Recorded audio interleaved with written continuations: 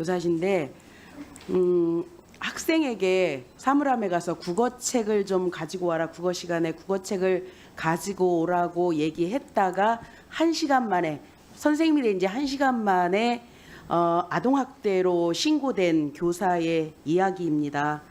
지금 서희초 교사의 안타까운 죽음이 그리고 그 교원들의 생존권이 국민의 관심사가 되어 있는 상황인데요.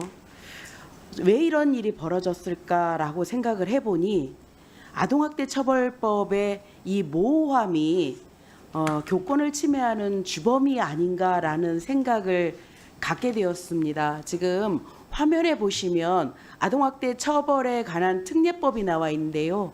장관님 이 법이 어떻게 입안이 된 과정에 대해서 잘 아시죠? 네네. 예, 2014년도에 아동복지법에 금지 행위를 전문을 갖다가 그냥 그 아동학대 범죄 처벌의 특례법에 그냥 실어놓은 거예요. 그런데 기가 막힌 게 요 아동복지법에 있는 이 금지 행위는 실제 학교에서 일어나는 일이 아니라 가정 내에 아동학대와 관련된 그런 내용이 들어있는 겁니다. 그 가정 내에 있는 아동학대의 내용을 전문을 들어다가 아동학대 범죄 처벌에 대한 특례법에 넣어놓고 이것을 학교 현장에서 적용하려고 하니까 굉장히 많은 현실적 괴리감이 생긴 겁니다. 그래서 저는 인권조례의 개정이나 뭐 이런 얘기도 나올 수 있겠어요. 그렇지만 우에서 돌아갈 게 아니라 정확하게 핀셋으로 꼽아서 이거를 고치면 우리가 교권 현장에서 좀 정리가 될 수 있겠구나라고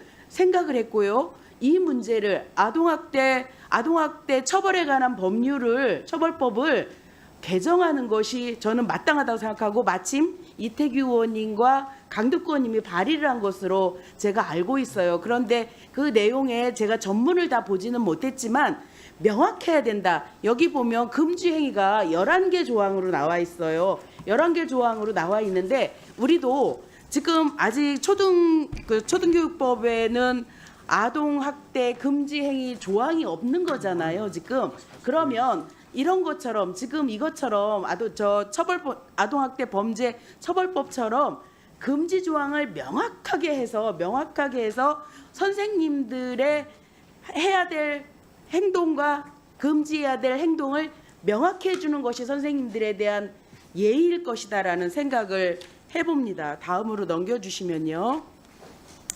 이 내용은요. 사실 교육부에는 없는 자료예요. 뭐냐면 보건복지부에서 저희가 가져온 자료인데 파란 색깔은 신고 건수예요. 아동학대 교사들이 신고당한 건수요. 그런데 주황 색깔로 돼 있는 거는 교육부에 있는 자료예요. 이것은 실제로 선생님들이 징계당한 건수예요. 보시면 3년간에 4천 건이 넘습니다. 그런데요, 넘겨보면 실제로 징계 처분을 받은 것은 6%에 불과해요. 그러니까 248건만 징계를 받게 되었다라는 겁니다. 이 얘기는 뭐냐면 우리 아이가 아동학대를 당한 것 같아. 그런데 나 기분 나빠.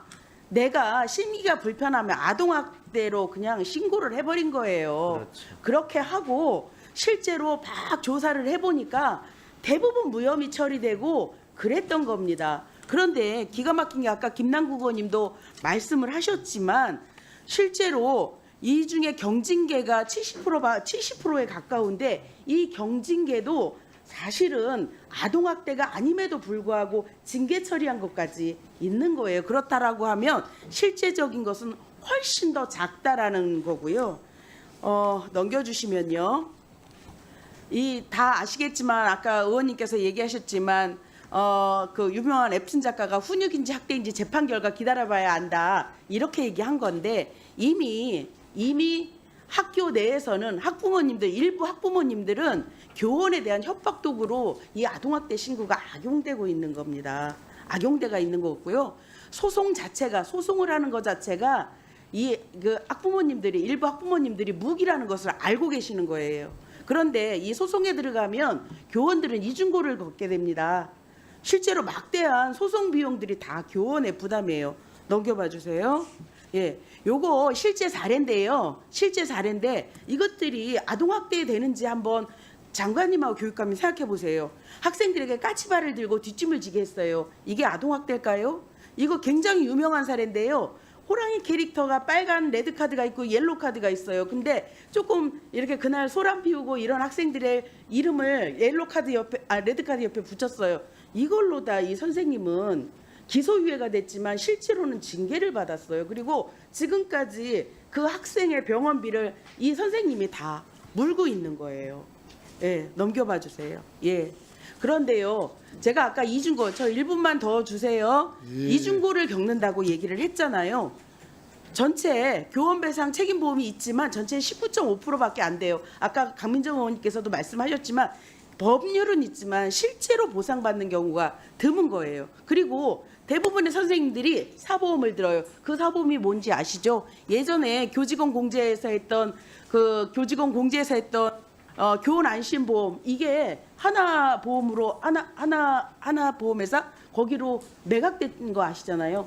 교원들이 돈으로 모은 그 공제에서조차도 이거 다 민간으로 넘겨버리고 본인들 스스로는 도움받을 방법이 없는 거예요. 이런 것과 관련해서 장관께서는 좀 정확하게 보셔야 되고요. 저는 결론적으로 말씀드리면 교육부 차원에서 아동복지 학대, 아동학대에 대한 정의를 명확히 해주실 필요가 있다. 그래야 된다. 그리고 실제 선생님들이 신고를 당했을 때 교육청에서 보호를 해야 된다. 사건의 수사가 진행되기 이전에 사건 내용을 전말을 파악을 하고 선생님들의 힘이 돼 주셔야 된다. 이렇게 말씀드리고요. 공적 영역의 교직원 책임 보상에 정말 실질적인 얘기를 해야 된다. 실질적인 대책을 세워야 된다라고 생각합니다. 두 분 장관님과 교육감님의 얘기를 좀 듣고 싶습니다. 네, 의원님 지적하신 많은 사항에 대해서 공감을 하고요. 좋은 지적을 많이 해주셨다고 생각합니다. 특히 이제 아동학대 신고 전에 반드시 좀 교육청 의견을 청취하도록 해서 정말 아동학대 처벌법이 무분별하게 그냥 교사들에게 이렇게 그 위협이 되는 그런 일들을 근본적으로 좀 막도록 하고요. 또 그 외에도 제안하신 사항들에 대해서는 적극적으로 교육부가 검토하겠습니다. 지금 문 의원님이 가장 핵심을 보신가이나 광화문 오신 분들이 요구하는 게 핵심이라고 생각합니다. 그러니까 정당한 훈육이 학대로 규정당하는 부분에 대해서 막아달라는 겁니다. 그리고 이것만 돼도 전 70%는 그 광화문에 보신 분들의 50%는 해결된다고 생각합니다. 그리고 여기에 그 더해서 여러 가지 이제 생활 지도의 권리라든지 어쨌든 교사의 교육의 권위를 무겁게 세우는 것, 저는 그게 필요하다고 생각합니다.